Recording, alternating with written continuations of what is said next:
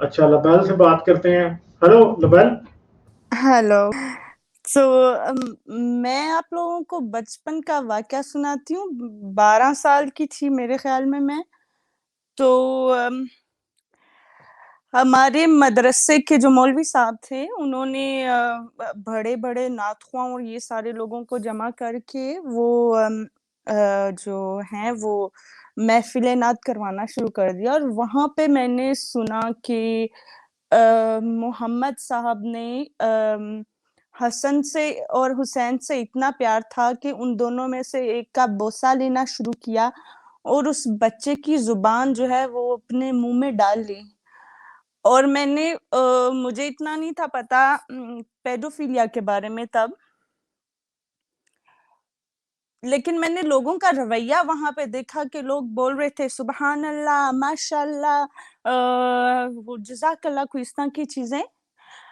लेकिन जब मुझे बाद में पेडोफिलिया का पता चला और मैं उन लोगों की चीज़ों पे हैरत मुझे हो रही थी कि इन लोगों को ये भी नहीं पता कि आप एक बच्चे के साथ इस तरह कैसे कर सकते हो। और जो है वो मुझे याद था लेकिन मैं समझ रही थी कि मौलवी ने अपने से बनाया होगा।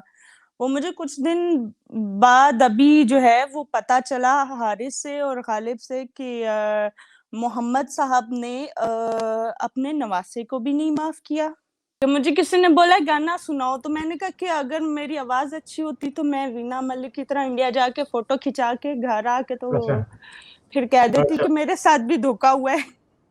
अच्छा। नहीं, आजकल वीना मलिक बड़े बयान दे रही है उसके क्या उसका मलाला के खिलाफ बयान दिया जी। देखें आप, मीना मलिक ने दिया है, मथीरा ने दिया है, उहुँ, राबी पीरजादा ने दिया है। मतलब देखें आपके भाई, हम तो इनको भी कुछ नहीं कहते। वीना मलिक ने जो कुछ भी किया भाई उसकी मर्जी है। आई डोंट, अगर कोई उसे कहे कि ये सही नहीं है तो मैं तो उस बंदे के खिलाफ हूं, मगर वीना मलिक को भी ये राइट नहीं पहुंचता कि मलाला के खिलाफ वो इस तरह बातें कर रही।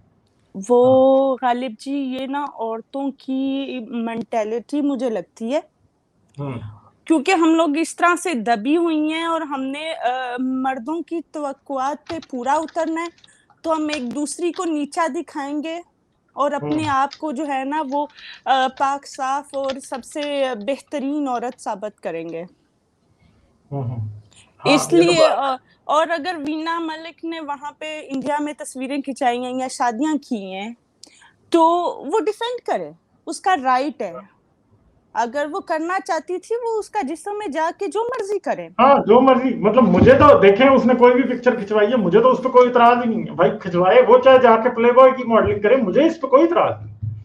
मुझे तो कोई एग्ज़ इतराज नहीं है। जो प्ले बॉय की मॉडलिंग करती हैं मुझे उन पर भी कोई इतराज नहीं है। और वीना मलिक ने भी जो कुछ भी किया, आई डोंट थिंक कि जी वो कोई, मैं उसे जज करूंगा इस बात में या मेरा कोई राइट बनता है उसे जज करने का। मलाला ने तो सिर्फ बात की है जिसका इतना बड़ा रिएक्शन, पाकिस्तान पूरा पागल हो गया। मतलब देखें उसने क्या गलत बात कर दी है। लेकिन एक बात पाकिस्तान समझिए। हाँ। सॉरी मैं आपको काटूँ लेकिन पाकिस्तान फिर इस चीज़ को भी डिफेंड करे ना कि हाँ। मैं लूंडिया रख के तो हाँ। उसके साथ जब मर्ज़ी इंटरकोर्स कर लूँ, हाँ। हाँ। फिर ये भी बात कर ले। हाँ, तो पाकिस्तानी मतलब अकल तो इनकी वैसी ही है बिल्कुल। ये इस बात को भी डिफेंड करेंगे बिल्कुल 100%, कोई ऐसी बात और नहीं। राबी हाँ। पीरज़ादा की मुझे एक बात ज़हर लगी कि वो कह रही थी कि मैंने म्यूज़िक छोड़ के दुपट्टा पहन लिया, कोई इस तरह की बात कर रही थी और ये हम्म। लड़की किस तरह की बातें कर रही है। तो हाँ, मगर वो है कि जब राबी पीरजादा की वो एक वीडियो सामने आ गई थी तो मैं तो तब भी कह रहा था कि भाई राबी पीरजादा के साथ अगर ये हो गया तो गलत है। जिसने भी रिलीज की है, this is a wrong thing. वो जो मर्जी अगर कोई वीडियो उसने ऐसी रिकॉर्ड की है या नहीं की, that is totally different thing. ठीक है, मैं उसको भी, मैं राबी पीरजादा को इस बात पे जज नहीं करूंगा कि जी उसकी ऐसी वीडियो क्यों आ गई सामने। अगर आ गई तो भाई जो रिलीज करने वाले हैं वो बुरे हैं।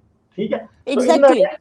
हाँ, तो आप मलाला ने तो अभी सिर्फ एक बात की है और आपने मलाला को इतना स्ट्रांग रिएक्शन आपने दे दिया जी। आपको मौलवी देते ये बयान तो शायद मुझे को हैरत ना होती, मगर इन खवातीन को कम से कम थोड़ी शर्म करनी चाहिए कि यार हम उसको जज नहीं कर सकती और ना वो हमें करना चाहिए। अगर हम ये समझते हैं कि लोग हमें जज ना करें उस बात पे जो हमने किया है, तो मलाला ने तो अभी एक सिर्फ बात की है, उसने कोई गलत बात नहीं की, उसने बिल्कुल ठीक बात की है। जो एक अक्लमंद रैशनल और ह्यूमैनिटी को समझने वाला बंदा बात करता है, उसने एग्जैक्टली मलाला ने वही बात की। और इनको तो बिल्कुल, इनकी तो तशरीफों में आग लगी है सबकी, पूरे पाकिस्तान की। मतलब मलाला तो सही, वो एक हमारे दोस्त है, वो कहते हैं कि मलाला लिटमस टेस्ट है। अगर आपने देखना हो कि कोई कितना जाहिल है, तो आप उसके साथ मलाला का किस्सा छेड़ लें, बस उससे सिंपल पता लग जाता है कि कौन जो है ना वो। आपके लिए जय श्री अम्मा दादी आ गया जी, आपको राम बना दिया। तो बहुत ये शुक्रिया, अब मैंने दर्स देना शुरू कर देना। तो ये गालिब जी, ये जो औरतें हैं वो दूसरों की एक ये तो ऐब नहीं है, लेकिन उनके लिए मलाला के ये ऐब है, वो अपने छुपाने के लिए, क्योंकि सोसाइटी कल्चर उन औरतों को गलत समझता है, तो इस वजह से वो अपने आप को छुपाने के लिए दूसरों के ऐब जाहिर करेंगी।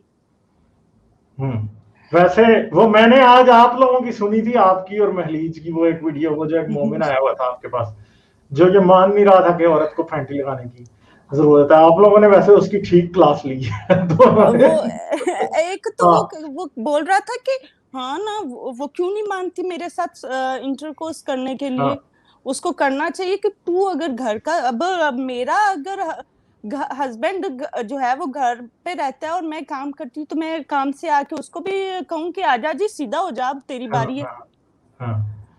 तो वो बंदा, वो मैंने सुनी थी, वैसे आप लोगों ने उसके उसकी सही, उसको जो है ना सही जवाब दिया, बिल्कुल। और अच्छा, और जी, मैं अब बात तो कर चुकी हूँ सबके सामने, लेकिन मैं दोबारा शॉर्ट में करूंगी। वो बात ये है कि वो मोहम्मद साहब अपने नवासों से बहुत प्यार करते थे। हाँ हाँ तो वो एक वाकया है कि वो उसको चुम्मा चाटा करते हुए हसन या हम्म हुसैन को उसकी जुबान हम्म भी जो है वो मुंह में ले गए। हम्म तो आपको नहीं लगता कि यहाँ पे वो हसन या हुसैन विक्टिम था पेडोफिलिया का? नहीं, मैं ये समझता हूँ कि रसूल अल्लाह जो थे ना, वो अपने बेटे इब्राहिम के साथ भी ये किया करते थे, ठीक है।